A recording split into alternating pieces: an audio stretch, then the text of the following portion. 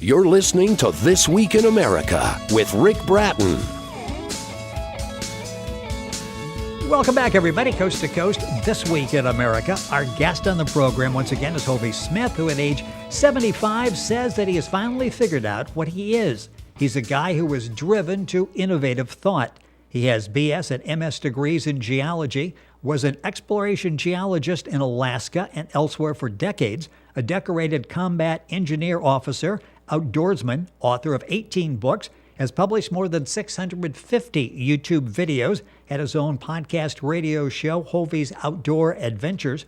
His newest venture is in the business promotion and entrepreneurship area, during which he researched and founded his own new business, Hovey's Knives of China. He's used this experience to help solidify his ideas and publish them in his new book, Ideas for New Businesses, Finding Ideas for Starting Your $1,000,000 or $1 billion business. The booklet is designed to help others discover which of their passions has the potential for not only being a successful business, but one that has sufficient money-making potential to accomplish their life goals. The book's available at Amazon. And back with us on the program is Hovey Smith. Hovey, welcome back to the show. Great to have you with us today. Well, glad to be back. We've got a lot to cover. The past show we talked about taking that passion, starting your own business. You'll find that on YouTube, at iTunes. You can go to thisweekinamerica.us and link on to the past show to get that information. His book is available at Amazon, as I mentioned. Today we're talking about something many of us have dreamed about, trying to get away from the rat race, get away from the city, go out where things are a little bit slower, you could enjoy life a little bit more. And Hovey, you've actually done that, and you talk about this, planning to get out of the city. What are some of the things to do rather than just dream about it? If we want to start planning, what's the first step that we need to take as we're trying to get away from the urban setting and get out where we're going to live in nature for a while? Well, first off, you need to realize and think about what your available resources are. Many people, when they cash out of retirement, or they sell their city property, this is perhaps the largest single sum of money they've seen in their entire lives in one bundle. And the temptation is to invest to see how much property you can buy. Yes. Well, that's the absolutely wrong approach. It is far better if you're going to make an investment of any sort in property or real estate, is the rule of thirds, and it's simple enough. You take a third of the money that you think you can safely spend on real estate and still leave you enough to do something with, by the way, and put that on your property. That's one cost. Then you take the second third for immediate and necessary improvements. That's the second cost. And the third and final third, you reserve for those things that drop absolutely out of the blue and plastic. And those are going to come. I don't care what your property is, whether it's a house, whether it's a 40,000-acre ranch in Texas or whatever. If you're a ball player and you've all of a sudden got both the millions to do something with, I've advised some of these guys, by the way. And then you have something that you can take care of the contingencies, and there will always be some. And this information is available at Hovey's website, Hovey's Knives of China blog.co. Information there. You can log on and get all the information at our website, thisweekinamerica.us. So once you figure out the finances, you've got your money, you've got all of that set up, what do we do at that point to try to have some money come in? How do we go about finding something that will fill the time and will provide some extra income? Yeah. The what do I do question. Exactly, okay. Exactly. So you're retired. Now, well, the quickest way to croak after retirement is to set yourself somewhere and say, I'm not going to do anything. Exactly, yes. Well, the year rate after that is about 5 years. I don't care what time, what age you happen to be when you retire. The easiest way to croak in a hurry is to sit back and do nothing. So you need to do several things. First off, you need to do something to keep you intellectually involved. You made some money. What did you do? Is some of that applicable to retirement? Maybe you want to do something else entirely. Maybe you want to fiddle around with repairing small machines for your neighbors. There's always a market for people who want to do that, and it's local, and no one will take it away from you. Then, there are many other possibilities that you can do on the intellectual vein. But you need to keep both your intellect stimulating as well as physically stimulating. Now, I have 200 acres here in central Georgia, and these are hunting lands, and I maintain them. I chop wood, I carry stuff, I have a knife-making business. I mowed 4 acres of lawn yesterday. So, yeah, I train my dogs.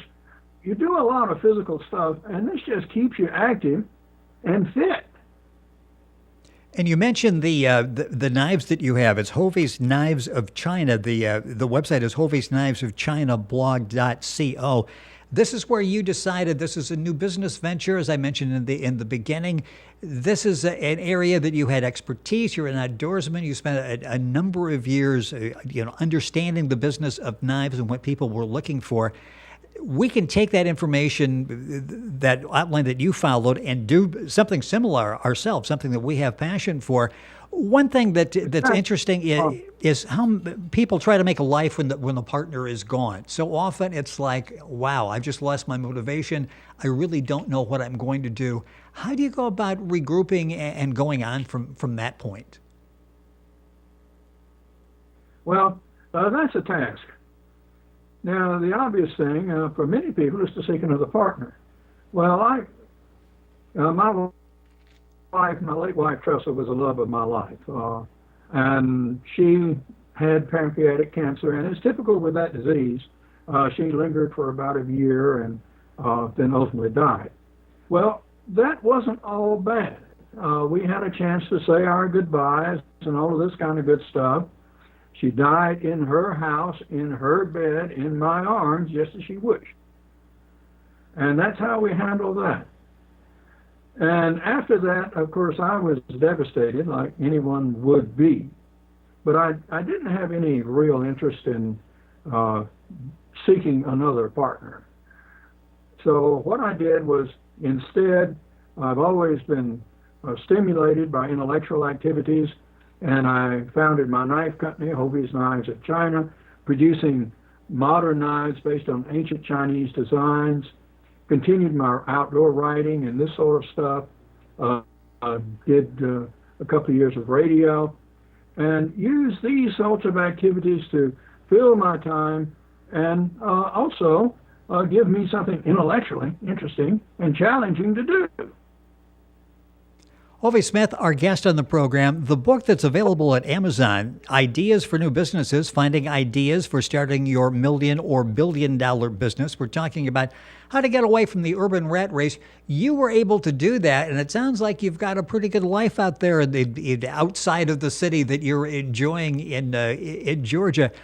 Talk about that and mentally what that's done for you, being out of the rat race, yet you are involved in the stimulation of conducting a business, but you're just doing it from the location that you want to be in. Yes, that's exactly right. I have my R&D development facility right beside my house. All I have to do to go to work is walk out the back door. I have interesting things happening. Last week, a wild hog wandered in my backyard. My dogs cornered it. I shot it, cooked it, ate it, cooked it, whole 9 yards, right there, all by myself. In striking out on some of these new business things, you really need to go through it carefully and pick out something that's interesting.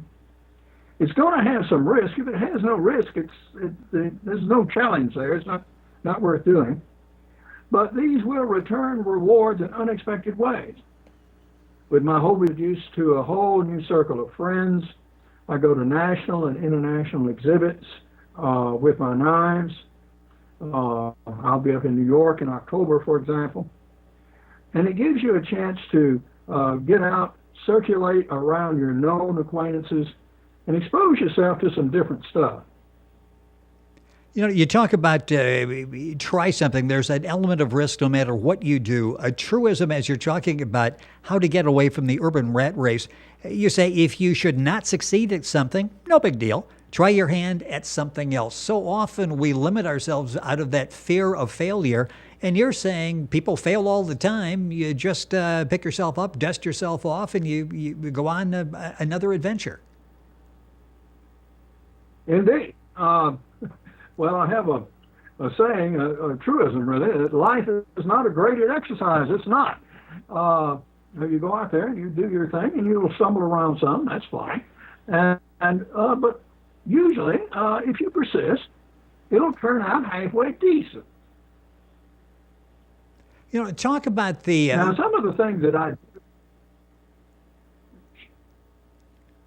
go ahead. No, I'm sorry. I thought you stopped there. Go ahead. Finish up that thought, because it's an interesting one, because everybody is afraid of failing. It's like if you failed, pretty much that's the end of the line, and you have encouraging words. You've been there, you've done that, you've regrouped, and you've gone on to be very successful in other areas. Finish up the thought on fear and how to get over that.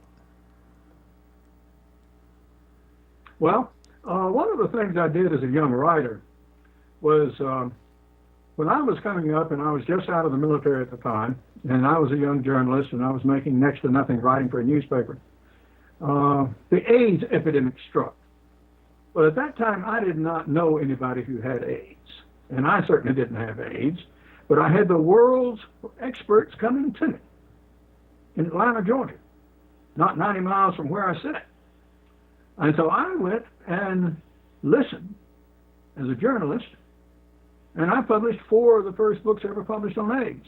Now, I don't have a medical background. I'm not a doctor. I'm a professional geologist. But I do have scientific training. I was able to pick up the jargon, to learn the terms, to meet the people. And so I did some really groundbreaking work in these early years of the AIDS epidemic in getting the word out to the common man who did not have access then to the internet. It was not near as plentiful or abundant as it is now. Right. And so that was a real asset. However, I wrote myself into poverty. I made no money on that venture. So then I started doing other things, and I wrote other books, and those also made little money.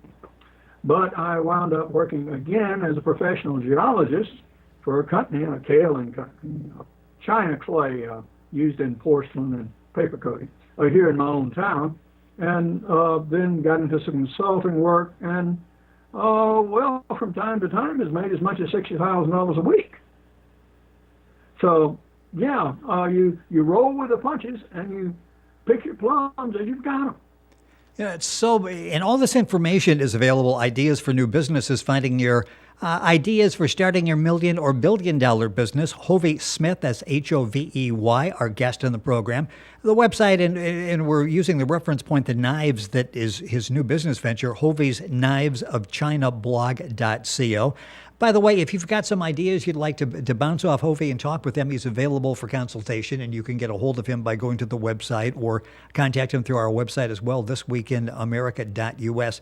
Things that you've gone through, and we've got a few minutes left in the program. You talk about social media to involve yourself with others who share your interest, and that's a great international marketplace that's very affordable.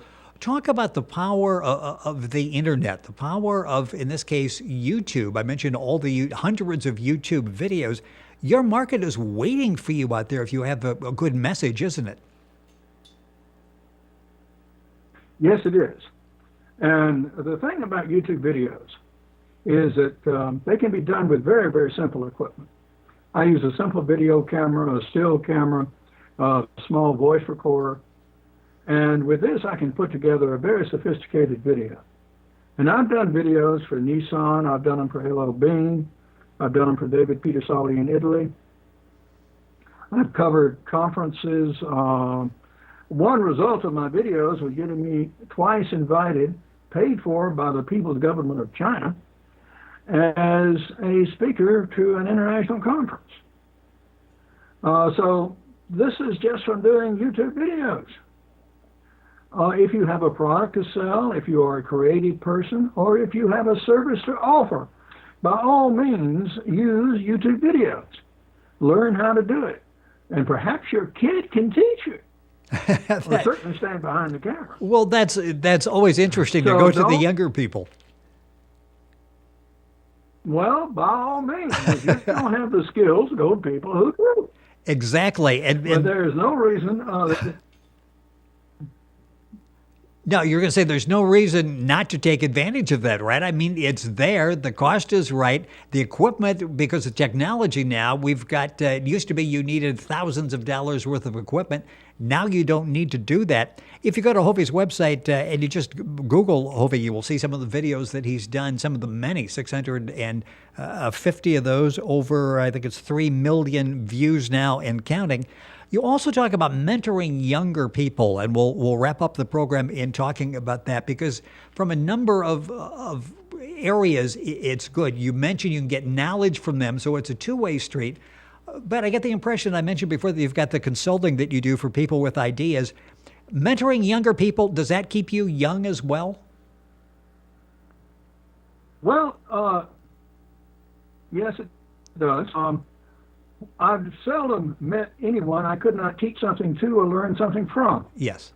When you do human interchange, if you do it right, it's a two-way street. You both give and take. And it goes both ways.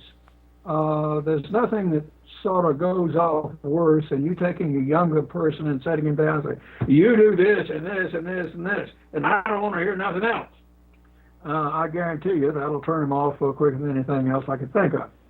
But if you find out what his interests are, what his skills are, even those he may not know he has yet, and then you can really help him along his life path to find something that he can really do and be excited about to actually make him some real income. Because I'm hearing a lot of people who are interested in the outdoor field like I am, but unfortunately the jobs in environmental fields, or particularly anything having to do with wildlife, are very few. They're very competitive and they pay very little. Oftentimes the internships are no pay at all, and you work like a slave, and a lot of it except being involved in the outdoors. Well, Hovey Smith, our guest on the program, great information about mentoring young people. And you'll find Hovey's book, Ideas for New Businesses, Finding Ideas for Starting Your Million or Billion Dollar Business. It's available at Amazon, wherever you purchase online books. You'll find that there. The blog site, the website we're talking about specifically, is Hovey's Knives of China blog.co, and Hovey is Hoveys. You can link on to all of that by going to our website, thisweekinamerica.us, including seeing Hovey's program where he's talking about how to start your own business and to follow your dream, because it's not only going to be satisfying, it's going to be maybe a necessity coming up with the marketplace changing. Hovey, as always, a pleasure having you on the program. Thank you so much for all the information. Great to have you with us once again. You're quite welcome. We always look forward to talking to Hovey Smith. That's Hovey. Information at HoveyKnivesOfChinablog.co. And of course, link on by going to our website, thisweekinamerica.us. You are listening to This Week in America, and we are back right after these messages.